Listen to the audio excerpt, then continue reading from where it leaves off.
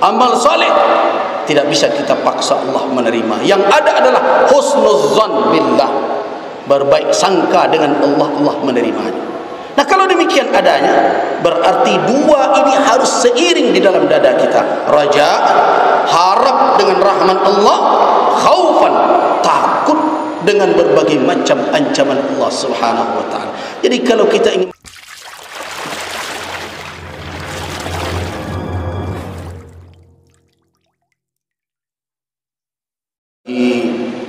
ala jami'il anam, ashhadu an la ilaha illallah rabbud dayyan wa ashhadu anna muhammadan abduhu wa rasuluhu wa khatamu anbiya'ihi wa rasulihi wa huwa khairul khitam.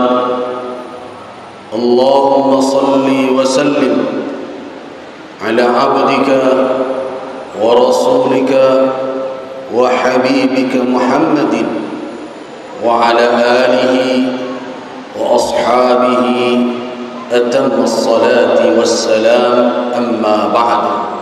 Ibadallah, jamaah qiyam Ramadan rahimakumullah. Alhamdulillah, kita setiap tahun dihantarkan oleh Allah Subhanahu wa taala kepada bulan yang mulia ini, sehingga setiap tahun kita temui kenikmatan suasana, kita rasakan kemeriahannya, dan kita manfaatkan kesempatan-kesempatan yang diberikan oleh Allah Subhanahu wa taala. Tentu itu adalah suatu yang patut kita syukuri. Kaum muslimin, di samping bersyukur, tentu perlu kita untuk menghisab diri, mengevaluasi Ramadan demi Ramadan yang kita lalui, apa yang telah kita perdapat untuk kehidupan kita yang kita tidak tahu entah berapa lama lagi jatah yang masih kita miliki, sehingga tiba saatnya kita menghadap Allah Subhanahu wa taala, berpulang ke Rafiqil A'la. Suatu ketentuan yang disembunyikan oleh Allah Subhanahu wa taala dari kita. Wa ma tadri nafsun bi ayyi ardin tamut. Tiada seorang pun mengetahui dengan ilmunya di bumi mana dia akan menghembuskan nafasnya yang terakhir. Nah, kaum muslimin dan muslimat rahimakumullah, dari evaluasi yang kita lakukan, ada satu hal yang sulit bersua dan jarang bertemu oleh umat, terutama bagi orang-orang yang cenderung beribadah terikat dengan bulan Ramadan. Karena dalam pandangan ulama, umat ini bisa dikategorikan menjadi dua kelompok. Yang pertama adalah Rabbaniyun, yang kedua adalah Ramadaniyun. Rabbaniyun adalah orang-orang yang senantiasa menyadari bahwa dia adalah hamba Rabbul Alamin, bahwa kehadirannya di muka bumi tujuan utamanya ia diciptakan oleh Allah Subhanahu wa taala adalah beribadah, menghambakan diri. Bagi manusia yang sadar dengan tujuan asasi penciptaan ini, akan menjadi Rabbaniyun. Ada Ramadan, tidak ada Ramadan, di bulan Ramadan atau di luar bulan Ramadan, dia kenal siapa Rabbnya, Rabbul Alamin, yaitu Allah Azza wa Jalla. Karena itu Ramadan hanyalah kesempatan untuk meningkatkan penghambaan. Dan setelah Ramadan berakhir, biasanya kalangan Rabbaniyun ini tidak menurunkan semangat ibadahnya. Berbeda dengan kelompok Ramadaniyun yang terikat ibadahnya dengan Ramadan.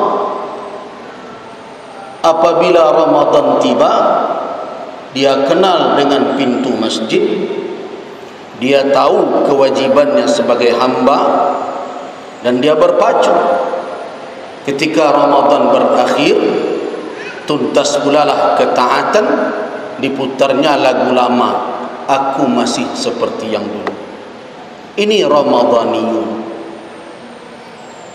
Nah, dari dua kelompok itu, apa sebenarnya yang paling sulit ditemukan dan jarang bersua oleh orang-orang yang disebut Ramadaniyun tadi adalah istiqamah. Ini kalimat yang ringkas, mudah diucapkan, tetapi sulit didapatkan. Faktanya ada, jumlah jamaah masjid ini, jangankan setelah Ramadan berakhir, saya khawatirlah qadar Allah, pertengahan Ramadan ke ujung saja saya rasa tidak lagi seramai ini. Begitu juga pengurus-pengurus masjid di berbagai daerah berfikir memperlapang ruang salat, bukan karena penuh sesak sepanjang tahun, tetapi karena tidak termuat oleh jamaah ketika ditanya kapan, di bulan Ramadan. Kalau kita lanjutkan pertanyaannya di luar Ramadan bagaimana? Jawaban sebagian imam, kadang-kadang awak-awak saya nambah yo-yo je muazin ni buya. Kadang sesah, kadang dua sah, itu masih untung. Nah, jadi itu menjadi indikator, menjadi bukti dan fakta bahwa keistiqamahan itu jarang bertemu, sulit bersua oleh umat di bulan Ramadan ini. Kesadaran yang didapat, semangat yang muncul, bukanlah semangat yang hakiki dan kesadaran yang hakiki, tetapi lebih cenderung dipengaruhi oleh faktor di luar diri, akhirnya menimbulkan kesadaran muakkad, namanya kesadaran sementara. Nah, ini terjadi dalam banyak ibadah. Haji juga model itu. Ketika di Makkah, orang-orang nampai haji kau sadar sedulu, alun nazan berkumandang jelah tiba di masjid. Begitu juga selesai salat, berat hatinya keluar masjid, sambung dengan tilawatul Quran dan sebagainya. Ketikalah pulang ke tanah air, sebagian dari jamaah haji itu diantarkan toa ke pangkat telingo, tak menggariknya ke masjid. Nah, kenapa dia sadar? Itu yang dikatakan adalah kesadaran lebih banyak dipengaruhi oleh situasi di luar diri kita, belum lagi dorongan dari apa yang ada di dalam diri. Sebab kalau kesadaran itu muncul dari dalam diri, maka faktor luar tidak akan terlalu berpengaruh. Betapapun manusia, semangat atau tidak semangat orang lain, saya adalah hamba Allah Subhanahu wa ta'ala. Ketika saya nanti diantarkan orang ke kuburan, sebagaimana yang dikatakan Nabi, 3 yang mengantarkan, 2 akan kembali, hanya amal salih yang menemani. Karena itu faktor luar tidak bisa menjadi penentu saya akan taat atau tidak akan taat dalam beribadah. Itu adalah orang yang memiliki kesadaran hakiki. Nah, bagaimana kita memahami hal itu? Untuk lebih memperjelas, waktu kita berapa nih, Seriki? 20 ya? Saya sudah menghabiskan 7 menit. Nah, saya ingin menceritakan suatu kisah, tapi bukan kisah Abu Nawas. Ini adalah kisah yang dinukilkan oleh Al-Imam Muslim rahimahullah dalam kitab sahih beliau, dan juga diriwayatkan oleh Al-Imam At-Tirmidzi rahimahullah dalam kitab sahih beliau. Sanadnya sampai kepada seorang penulis wahyu. Penulis wahyu, juru tulis Nabi sallallahu alaihi wasallam, namanya adalah Hanzalah. Kunyahnya, panggilannya biasa dipanggil dengan Abu Rib'i Al-Usayyidi. Nah, apa kisah dari Abu Rib'i Al-Usayyidi itu? Pada suatu kali, kata Abu Rib'i, laqiyani Abu Bakr as-Siddiq. Abu Bakar as-Siddiq radhiyallahu anhu bertemu denganku. Faqal, Abu Bakar berkata, kaifa anta ya Hanzalah? Bagaimana keadaan engkau wahai Hanzalah? Kata Hanzalah waktu itu, qala qultu, aku pun menjawab. Apa jawaban Hanzalah? Qad nafaqa Hanzalah ya Abu Bakar. Wahai Abu Bakar, Hanzalah ini telah menjadi seorang munafik. Ini jarang-jarang ini orang mengaku telah memakai sifat kemunafikan dan menuduh dirinya. Ini orang yang bermuhasabah. Orang bermuhasabah itu biasanya melihat kekurangannya, bukan kelebihan. Karena itu ittahama nafsah, dia tuduh dirinya sebagai seorang munafik, dan sarahatan, terang-terangan dia ucapkan dengan lidahnya, qad nafaqa Hanzalah. Hanzalah telah menjadi orang yang munafik ya Abu Bakar. Ada kemunafikan yang dilakukan oleh Hanzalah ini. Sulit kan menemukan orang seperti itu sekarang. Banyak orang hari ini berhimpun sifat munafik pada dirinya. Ketika dikecau orang munafik, tagak tanduknya ke orang itu.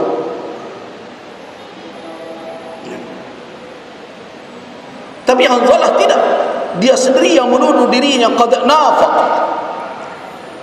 Mendengarkan perkataan seperti itu, Abu Bakar pun mengucap subhanallah. Abu Bakar mengucapkan kalimat subhanallah, ma taqul, apa yang engkau katakan ini wahai Hanzalah. Nah, ternyata Hanzalah ini punya alasan, bukan ingin menunjukkan bahwa dia orang yang zuhud, orang yang wara, orang yang sadar. Kan ada orang kini merendah untuk menanduk. Bahasa sekarang pencitraan namanya. Nah, tapi ini benar. Kesimpulan itu lahir dari apa? Dari pemahaman. Apa alasan dia? Ya Abu Bakar, wahai Abu Bakar, nakunu inda Rasulullah sallallahu alaihi wasallam. Kita ini, kalau kita, saya, engkau dan banyak orang, nakun inda Rasulullah sallallahu alaihi wasallam, berada di samping Rasul sallallahu alaihi wasallam.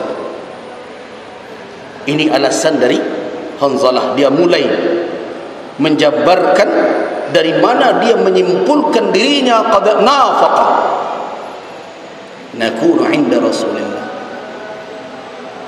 Kemudian yudzakkiruna bil jannati wan nar ka'anna ra'yul 'ain, atau bisa dibaca juga ra'yal 'ain.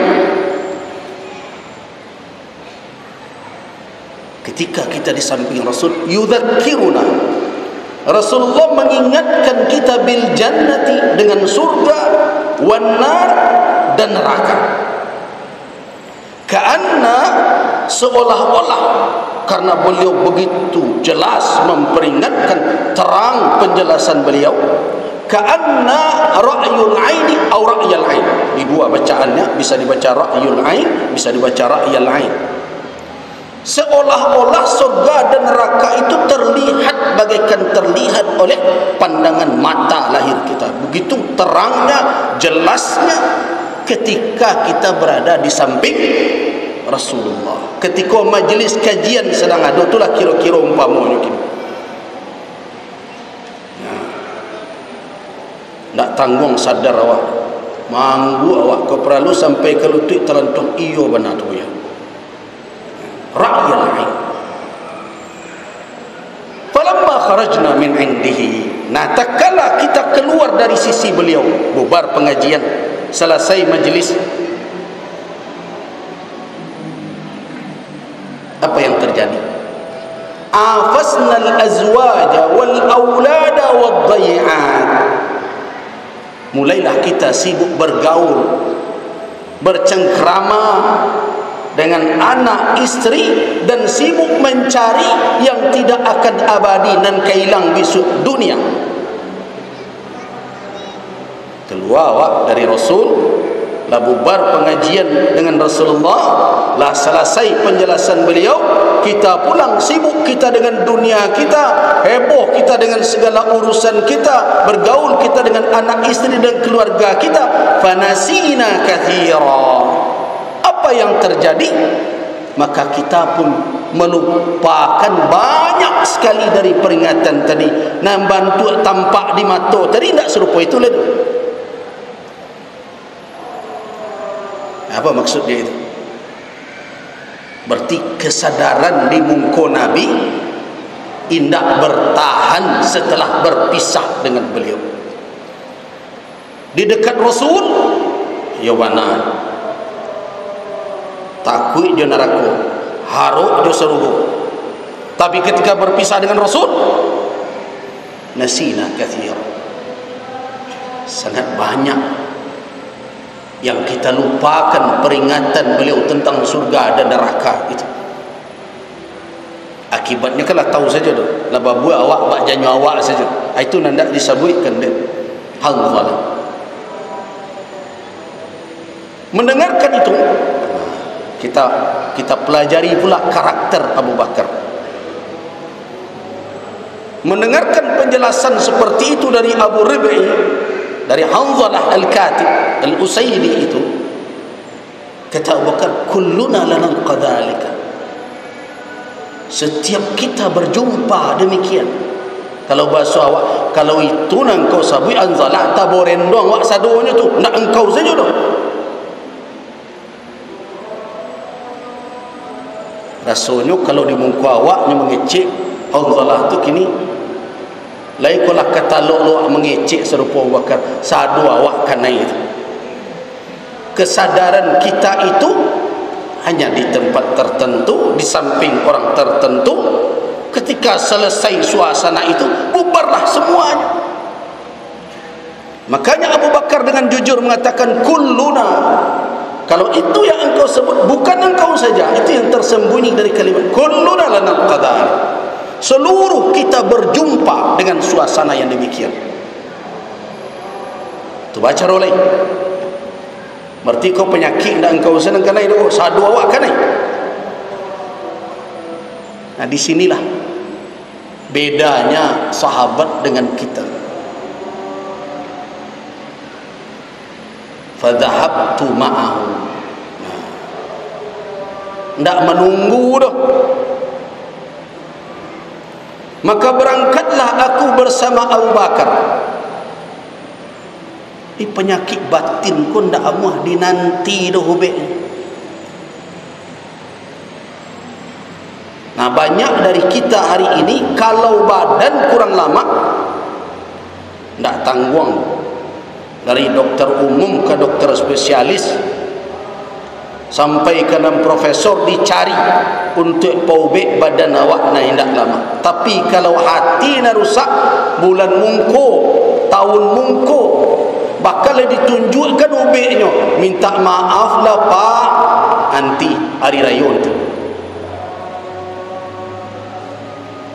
Karakter sahabat ini kegelisahan batin tidak bisa ditunggu. Maka saat itu juga fadhahabtu ma'ahu, berangkatlah aku bersama Abu Bakar bertemu berjumpa dengan Rasulullah. Nah, falamma dakhalna alaihi, tatkala kami masuk berjumpa dengan Rasul, langsung Hanzalah berkata, ya Rasulullah, qad nafaqa Hanzalah. Ya Rasulullah, Hanzalah telah menjadi seorang munafik atau telah melakukan perbuatan orang munafik. Mendengarkan itu Rasulullah berkata, wa madza, ada apa wahai Hanzalah? Hanzalah mengulang alasan. Kata Hanzalah, ya Rasulullah, nakunu indak. Ya Rasulullah, kami bersama engkau, berada di samping engkau. Tudzakkiruna bil jannati wan nar. Engkau ingatkan kami dengan surga dan neraka. Ka'anna ra'yul 'ain, seolah-olah bagikan terlihat oleh mata kami. Falamma kharajna min indika, tatkala kami keluar dari tempat engkau, dari majlis engkau, afaznal azwaja wal aulad, bergaullah kami dengan anak istri kami, wadhai'at, dan sibuk kami mencari dunia yang tidak abadi ini, yang akan lenyap dan hilang ini. Fanasina katsira, banyak yang kami lupakan nasihat engkau itu, peringatan engkau itu. Nah, apa kata Rasulullah sallallahu alaihi wasallam? Walladhi nafsu Muhammadin biyadihi, Nabi bersumpah demi yang menggenggam jiwa Muhammad. Bersumpahnya dengan Allah. Padolan bersumpah demi Rasulullah bagaimana? Bersumpahnya dengan Allah. Rasulullah bersumpah, walladhi nafsu Muhammadin biyadihi, demi yang menggenggam jiwa Muhammad, demi yang jiwa Muhammad ada di tangannya, yaitu Allah tabaraka wa ta'ala. Kata Rasulullah kepada Hanzalah, dan di situ hadir Abu Bakar, "Lau tadumuna ala ma takununa indi wa fi dzikr." Seandainya kamu sekalian tadumun daiman, dauman. Seandainya kamu sekalian berkekalan, bertahan. Nah, ini katakan istiqamah. Lau tadumuna ala ma takununa indi, di atas suasana bagaimana kalian berada di sampingku setelah berpisah, senantiasa demikian. Wa fi dzikri, dan senantiasa di dalam keadaan berzikir, ingat dengan Allah dan peringatan Allah. Apa kata Nabi? La safahatkumul malaikatu fi furushikum wa turuqikum. Tentu malaikat menyalami kamu sekalian fi furushikum, di tempat-tempat kalian berbaring, wa turuqikum, dan di jalan-jalan yang kalian lalui. Artinya apa? Malaikat akan menemani. Nah, kalau mau kita baca di dalam Al-Quran, apa yang dijelaskan oleh Nabi? Innal ladzina qalu rabbuna Allah thumma istaqamu tatanazzalu alaihil malaikatu alla takhafu wa la tahzanu wa abshiru bil jannati allati kuntum tu'adun. Kalau kamu sekalian bertahan, kata Nabi, bagaimana kesadaran di sampingku, suasana batin di sampingku, begitu pula setelah berpisah denganku, daiman senantiasa demikian. La safahatkumul malaikatu, malaikat akan menyalami kamu sekalian di mana? Fi furushikum, di firash, tempat-tempat kamu duduk berbaring. Wa turuqikum, dan di jalan-jalan yang kalian lewati. Kalau kamu bisa bertahan demikian. Walakin ya Hanzalah, nah ini yang difahami oleh Rasul. Akan tetapi wahai Hanzalah, itu maknanya sulit orang sampai ke tingkat istiqamah yang demikian. Walakin, kata walakin itu mengisyaratkan apa? Tidak banyak orang yang bisa seperti itu. Akan tetapi sa'ah wa sa'ah, maknanya apa?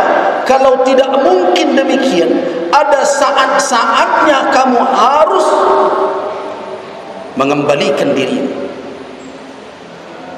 mengembalikan dirimu dalam suasana seperti itu. Nah, itulah yang disediakan oleh syariat kita, untuk bisa kita kembali kepada zikir, untuk bisa kembali mengingat Allah, untuk bisa kembali mengingatkan diri kita akan tujuan kehidupan. Dan itu ada setiap bulan, bukan hanya di bulan Ramadan. Jadi sangat menyedihkan ketika di luar bulan Ramadan masjid sepi, majlis ilmu lengang, padahal itulah saatnya. Jadi saya mengajak kita semua, kalau memang kita beruntung di bulan ini, carilah keistiqamahan. Jangan pernah mengira Ramadan berakhir, ketaatan pun selesai. Memang dalam suatu hadis Nabi mengatakan, inna likulli a'mal syirratan wa likulli syirrah fatrah. Memang amal itu terkadang ada saat-saat kita menggebunya, meluap-luap semangat. Hati-hati, ibarat melemparkan batu ke udara, sampai titik puncaknya dia akan turun. Likulli syirrah fatrah, kata Nabi, setiap yang menggebu ada saatnya dia menurun, mengendor. Hati-hati, di saat dia mengendor itu jangan sampai jatuh ke bawah badarai bak kacau, tak bisa dirakit lagi. Karena itu ada batas-batas. Itu dikatakan sunnah Nabi. Sebetapapun menurunnya semangat kita setelah Ramadan berakhir, jangan hal-hal yang penting, yang pokok seperti salat 5 waktu, kewajiban kita untuk hadir ke rumah Allah menjadi hilang dari ingatan kita. Nah, wahai kaum muslimin, kalau kita bisa istiqamah, maka tidak akan terlalu berat kita harus berbicara tentang menyiapkan generasi yang akan datang. Tidak akan terlalu berat kita berbicara akhlak yang merosot. Tidak akan terlalu berat kita akan berbicara wawasan keilmuan umat harus ditingkatkan. Tetapi sayang, kita sudah terikat dengan berbagai pemahaman yang kadang sudah berurat, berakar, mendarah, mendaging. Apa penyebabnya? Kenapa istiqamah sulit didapat? Penutup kajian saya adalah, faktornya adalah adamut tawazun fi fahmi targhib wa tarhib, wa adamut tanasuqi bainar raja' wal khauf. Itu kunci. Kenapa kita seperti ini? Karena tidak ada keseimbangan terkadang dalam memahami targhiban wa tarhiban. Terlalu overdosis kadang-kadang memahami targhib, lupa dengan tarhib, sehingga seolah-olah orang yang keluar Ramadan bantu kunci surga dari tangannya saja. Mestinya dia ingat sabda Nabi, la ahada minkum, tidak seorang pun dari kamu, yudkhiluhu amaluhul jannah, yang akan dimasukkan oleh amalnya ke dalam surga. Itu tarhiban. Betapapun hebat, kalau kita mau perhadap-hadapkan amal kita dengan surga, la ahada minkum, tidak seorang pun dari Sahabat bertanya, qila wa anta ya Rasulullah, engkau ya Rasulullah bagaimana? Wala ana, saya juga tidak, kata Nabi. Illa, kecuali apa? Ayyataghammadani Allahu birahmatih, kecuali Allah meliputi saya dengan rahmatnya. Inilah yang dijamin ada pada Nabi, rahmat Allah meliputi beliau, dan itulah yang tidak ada jaminan untuk kita. Jadi Nabi dijamin masuk surga, iya, dengan amal beliau. Kata beliau tidak. Dengan apa? Dengan rahmat Allah ada jaminan. Kita tidak. Nah, apakah mungkin rahmat Allah kita capai, kita jangkau, kalau ketaatan kita dalam 1 tahun itu hanya 1 bulan?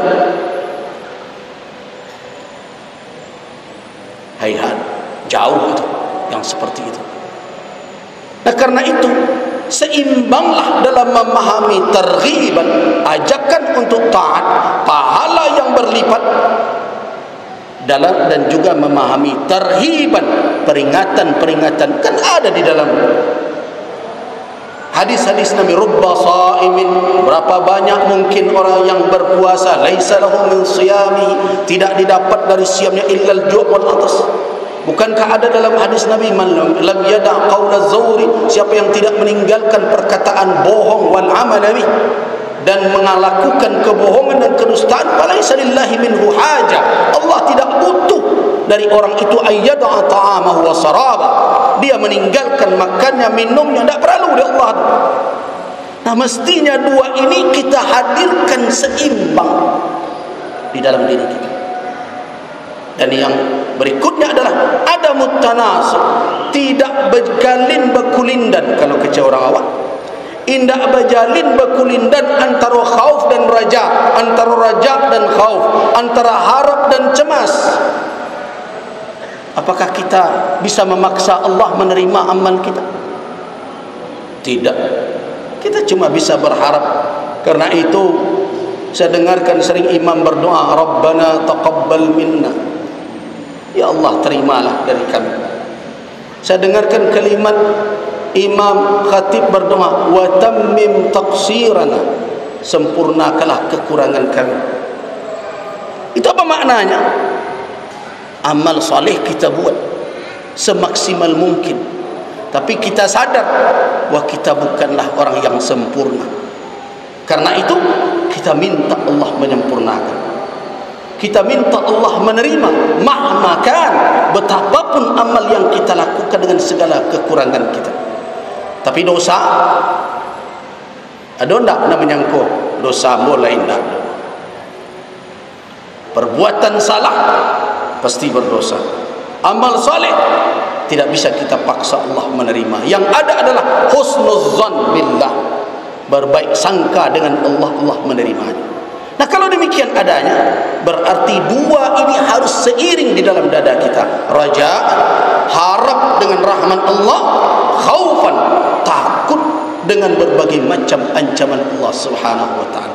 Jadi kalau kita ingin mendapatkan istiqamah, jadikan keseimbangan dalam pemahaman antara harapan-harapan yang diberikan oleh Allah, begitu juga ajakan-ajakan, bujukan-bujukan, dengan apa? Dengan berita-berita yang mencemaskan, harus sama seimbang di dalam pemahaman kita. Dan kemudian melahirkan apa di dalam hati kita? Rajaan wa khaufan, raja dan khauf, harap dan cemas, harus mengisi rongga dada kita. Tak boleh satu-satu. Harap saja tidak bisa, khauf saja tidak bisa, harap saja jatuh kepada sikap ujub, kagum kepada amal. Khauf saja jatuh ke sifat qunut min rahmatillah, putus asa dari rahmat Allah. Kedua-duanya tidak selamat.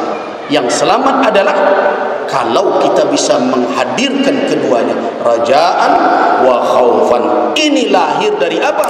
Dari targhiban wa tarhiban. Faham dibawakan ke dalam rasa, pemahaman seimbang, rasa pun akhirnya harmonis. Waffaqanallahu wa iyyakum